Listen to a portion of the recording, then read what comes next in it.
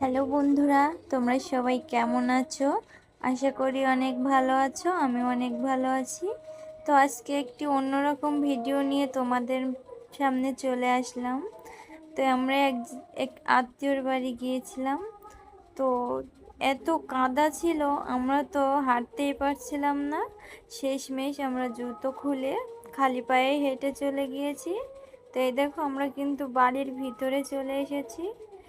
এবার আমরা সোজা চলে গিয়েছিলাম পুকুর ঘাটে একটু পাটা ধোয়ার জন্য। আমরা পুকুর ঘাটে গিয়ে পা ধুয়ে তারপরে কিন্তু বাড়ির ভিতরে যাব, না হলে কাদায় অনেক নোংরা হয়ে যাবে। তো পুকুরটা দেখো, অনেক বড় পুকুর।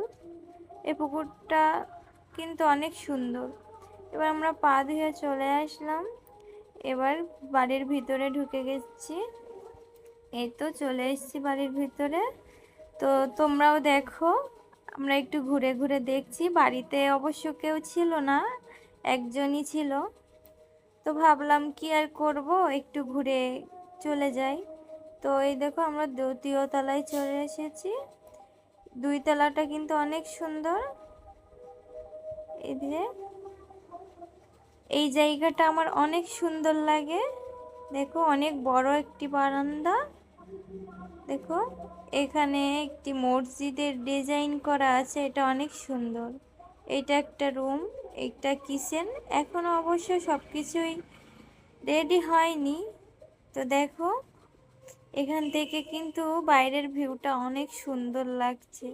এটা একটা ব্যালকনি। তো ব্যালকনি থেকে বাইরের ভিউটা অনেক সুন্দর। দেখো, এই সাইডে ওই যে পুকুরটা, এখান থেকে কিন্তু অনেক সুন্দর লাগছে। তো আমরা এবার চলে যাচ্ছি একটু ছাদে। আমরা একটু ছাদে গিয়ে কিছু ফটো ভিডিও করব, এই জন্য ছাদে চলে গিয়েছিলাম। দেখো, আমরা ছাদে চলে এসেছি। এখান থেকে বাইরের দৃশ্যটা মানে এতটা সুন্দর, আর মাঠটা দেখে তো আমি পুরো ফিদা হয়ে গিয়েছি। পিছনে এই দেখো, একটি খাল আছে। মানে অনেক সুন্দর, মাঠের ভিউটা এত সুন্দর। আর এত মানে প্রকৃতির হাওয়াটা এত সুন্দর লাগছিল, মানে আমার তো বাড়ি আসতেই মন চাচ্ছিল না। তো আমরা ছাদ থেকে নেমে নিচে এসে একটু দোলা ঝুললাম। দোলা ঝুলে এই তো এবার বাইরে কিন্তু বৃষ্টি হচ্ছিল, এই জন্য আমরা বের হতে পারছিলাম না। তো বৃষ্টি থামার পরে আমরা বের হয়ে চলে আসলাম। তো আজকের ভিডিও তোমাদের কেমন লাগলো অবশ্যই কমেন্টে জানাও।